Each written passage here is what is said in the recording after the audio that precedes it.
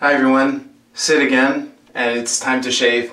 Tonight's lather will be Pro Raso Green in a tub, and I'm going to be adding lavender to it. I know that I said before that I don't think they mix well, but I'm going to try it tonight, see, maybe I'm remembering it wrong, maybe I've changed my mind.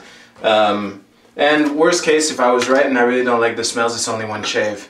And the aftershave will be Pro Raso Blue. Which I've never tried yet. So yeah, I was looking at my last video, and I wasn't really satisfied in the amount of things that I left out when covering the getting things done methodology. Of course, these videos, when I talk about like books and things that I've read and that I use, it's not necessarily meant to be exhaustive, but I still want to make sure that people who watch these videos can get as much value as possible when I'm just shooting the shit and talking about what's on my mind.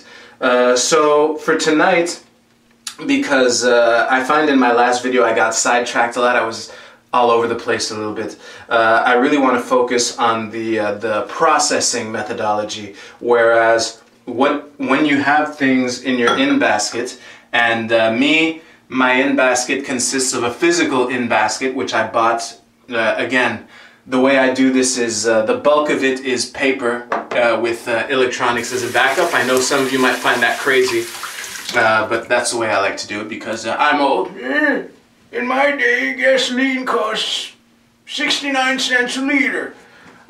So yeah, I like writing down on paper for the important things.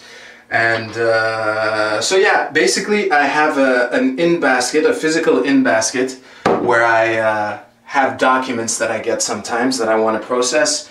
And I also have an inbox page in my GTD notebook, which I showed you last time.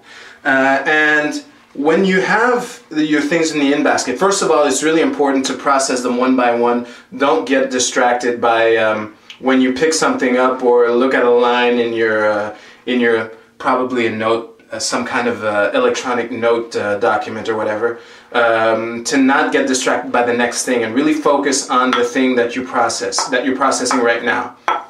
And the first question that you're going to ask, which is the most important one, is this actionable? Okay, I'm going to cover the no part first because I think that it's also interesting, and it leaves out a huge part that I think is important in the GTD methodology. So if it's not actionable, it's going to end up in a couple places. Either you're going to throw it out, it's trash, whatever, or you're going to throw it in your someday or maybe someday list.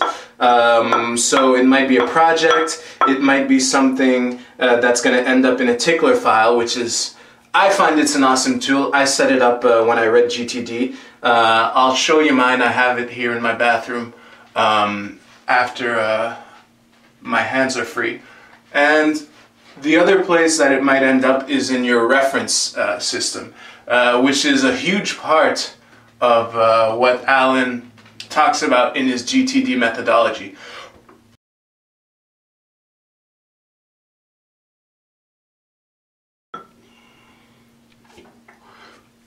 So obviously, since I do the bulk of the way I use it is paper-based, I have an actual, you know, the manila covered files that I put documents in, and with my label maker I make labels for all that shit.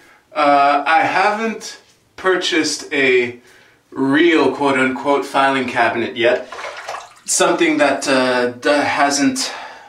I haven't been able to make the budget for it yet. There's always seemingly something more important to spend my money on in the moment, and the things I'm saving for are a little more important now anyway, because I have like this small travel type filing cabinet which has like a handle, and I could, you know, once it's full it's going to be heavy as shit, but it does the job. I mean, it keeps all the files that I have now.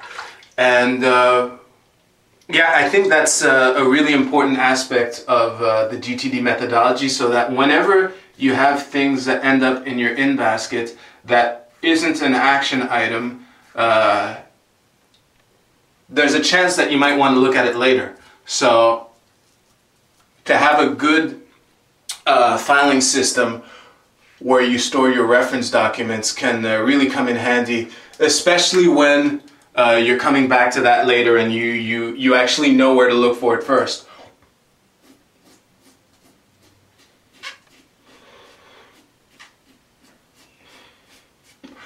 So that's for the no part of the first decision, which is, you know, you're processing whatever. Is it actionable? No. Now let's cover the yes part. If it is actionable, the thing that you have to ask is this the next action? Because sometimes it's gonna be something that, like the get oil changed in car, or throw a party for Josh, or whatever that I mentioned in the last video, which it is actionable, but it's not the next action. It's actually a project, which is a series of actions. So if it's actionable, and it actually is the next action, then there are a couple branches here. Does this take less than 2 minutes to do? 2 minutes or less? And if the answer is yes, then you just do it. If the answer is no, you either delegate it to someone or you defer it by putting it off till later, using something like a calendar or something that you consult regularly to get your next list of actions. So the advantage of that is that, well, whatever's in your inbox that you can do right now, you'll just do it. And sometimes what's cool is when you, let's say you're doing your review or whatever, or let's say something new pops up in your head and you want to put it in your in basket. Sometimes what will happen is you'll know exactly where it goes because you're used to doing this decision process with all the things that you're processing, and it'll abide by the 2-minute rule. So something will pop up in your head and you'll just do it.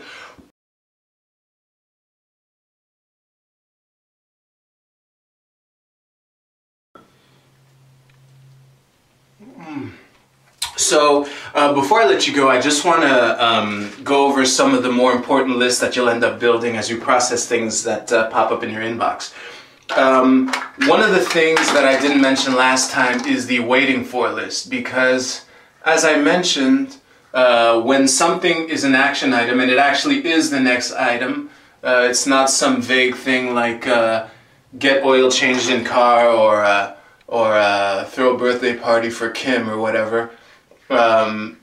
Then if you delegate it to someone, you kind of need to keep track of who you delegated what to, so that when you're doing your review, at least once a week, like I talked about in the last video, you'll know that you're waiting after such and such for such and such thing.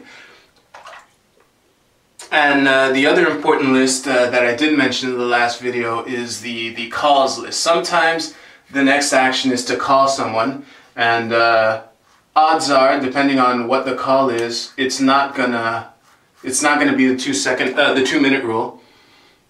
And even if it does, like maybe you're doing this at 3 a.m. or whatever, when you know the person you have to call isn't awake anyway. So the call list is really cool, because when you're sitting in front of it and you actually have time to make calls, you have all the calls that you have to make right there in front of you.